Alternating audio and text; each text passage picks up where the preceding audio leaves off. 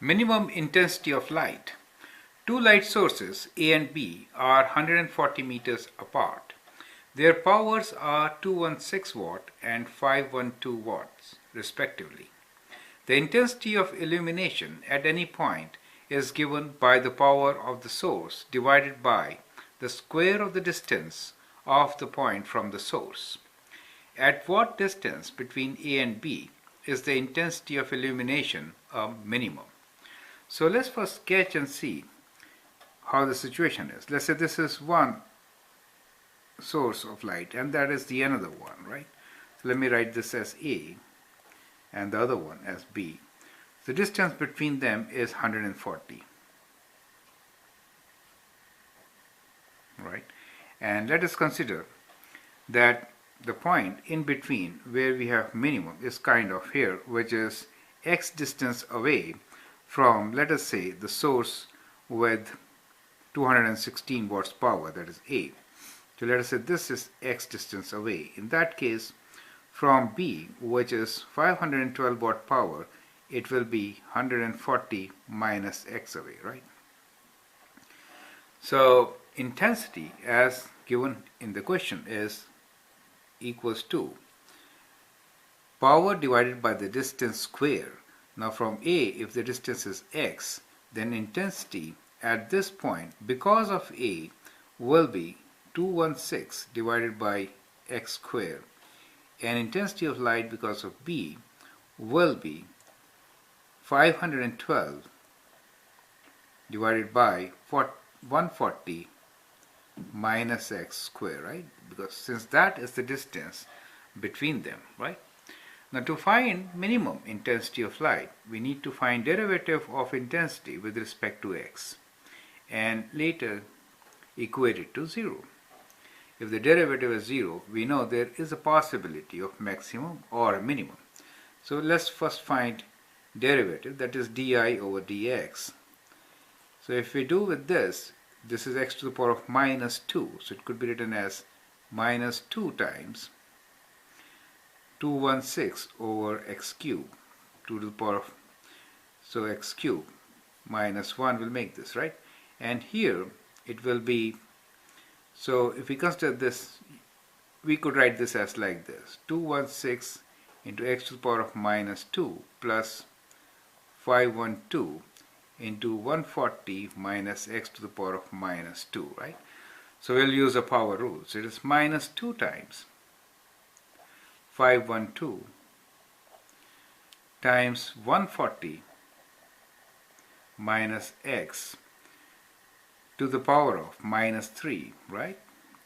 And then derivative of minus x, which is minus 1. Here we forgot to write derivative of x square, which is 1, right?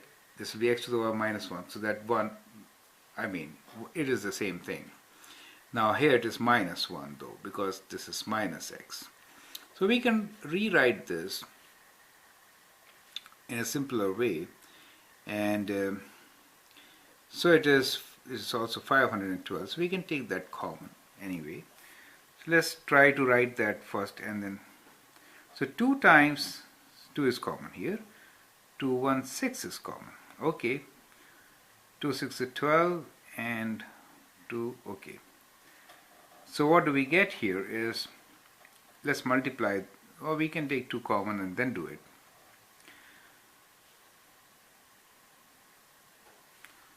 So now this could be written as 2 times 216, which is 2 times 6 is 12, 2, 1, 3, and 2 times 2 is 4, 432 minus over x cube. And this minus becomes positive, and we have 512 times 2. Okay, I wrote 512 first. So let it be like this now. 140 minus x cube, right? So that becomes the denominator. Now the critical point is when di dx is equals to 0. So let's write this equals to 0, equals to minus 432 over x cube plus, we'll multiply this and get 1024 over 140 minus x whole cube. Now since we want to find a critical point, let's find the value of x which can give us this critical point, right? So we have 432 over x cube equals to 1024 over 140 minus x whole cube. Now let's cross multiply it and then find the answer. So as you can see, it could be written as, let me now take it on the other side and then solve. So we can write this as 140 minus x over x cube. So this all is cube equals to 1024 over 432. So which is equal to, let me use calculator now.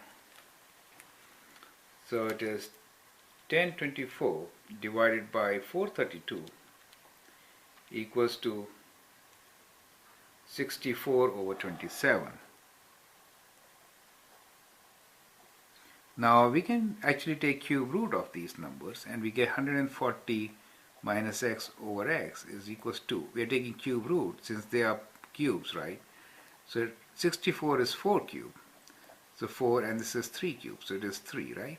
Now we can cross multiply and solve for x. So we get 3 times 140 minus x equals to 4x. And now we can have, this is 3 times 140 is 0, 4 times 3, 12, 420 minus 3x equals to 4x, or 420 equals to 7x, and therefore x is equals to 420 divided by 7, that gives us 60. So we get x equals to 60 in this particular case, which provides us with a critical number where we could have minimum intensity, right? Now how to make sure that intensity is really minimum at this point? Now that could be done with the help of boundary values, right? So the boundary value here is that x could be either 0, that means the point is right there under A, or it could be 140, correct?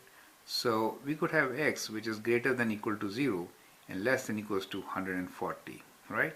So what you need to do now is you need to find the intensity plugging in the value of 0. So you find intensity when x equals to 0, when x equals to 0, right? And also find intensity when x equals to 140. Now if you see from the formula, x is in the denominator. So when you put this as 0, or if you put intensity at 140, then it becomes infinite. Do you see that? And therefore that is not permitted, right? So it is, so that value does not exist. Correct? So we have an alternate way also, and that is to find the second derivative of this. Now if second derivative is positive, that means this value is minimum, and if second derivative is negative for x equals to 60, then that is a maximum. So that is an alternate way to check, right? So I'll leave that method for you to do. So you could do either with the help of second derivative. So you've got two options now. The second option is find second derivative. That means d2i over dx square, right? Find second derivative and then plug in x equals to 60. And I hope you get greater than 0. So if you get greater than 0, that means we have minimum at x equals to 60, right? And that is what you're going to get. So second derivative should be positive. So you have to go ahead and do that part to confirm, right? Or what you can do is you can find whether it is decreasing or increasing. That is to say that this is 60, right? We are expecting a minimum. That means it should be going down negative on the left side and positive on the right side. So if I plug in x as 61 here, I should get a positive result. That's what I'm saying. And if I plug in 59 here, I should get a negative result, right? So that ways you can test the answer, correct? So do that testing, and I'm sure this is what you're going to get. If this is 60 and you take a test point on the left side, this derivative di dx will be negative, and on this side be negative, and on this side is going to be positive, right? So test it out with this equation of di dx, correct? So in any case, the answer is x equals to 60. So I think that's good enough for the time being, and I'll leave the rest for you to do. Thank you.